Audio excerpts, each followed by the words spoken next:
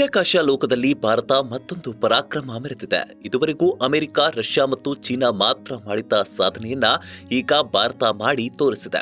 ಇಸ್ರೋ ಭಾರತದ ಬಾಹ್ಯಾಕಾಶ ಇತಿಹಾಸದಲ್ಲೇ ಹೊಸ ಸಾಧನೆ ಮಾಡಿದ್ದು, ಅಂತರಿಕ್ಷದಲ್ಲಿ ಈಗ ಮನುಷ್ಯರ ಸಹಾಯ ಇಲ್ಲದೆಯೇ 2 ಉಪಗ್ರಹ ನಡುವೆ ಡಾಕಿಂಗ್ ಮಾಡಿದೆ.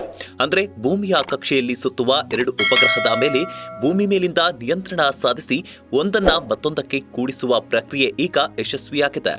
ಇನ್ನು 2 ಬಾಹ್ಯಾಕಾಶ ನೌಕೆಗಳ ಡಾಕಿಂಗ್ ಅನ್ಡಾಕಿಂಗ್ ಎಂದರೆ 2 ಬಾಹ್ಯಾಕಾಶ ನೌಕೆಗಳನ್ನು ಒಂದಕ್ಕೊಂದು ಜೋಡಿಸುವುದು ಹಾಗೂ ಬೇರ್ಪಡಿಸುವ ಪ್ರಯೋಗ.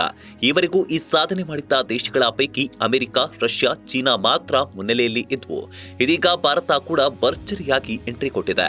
ಅಂದಹಾಗೆ 2024ರ ಡಿಸೆಂಬರ್ 30ರಂದು ಇಸ್ರೋ ಸಂಸ್ಥೆ ಉಪಗ್ರಹ ಉಡಾವಣೆ ಮಾಡಿತ್ತು.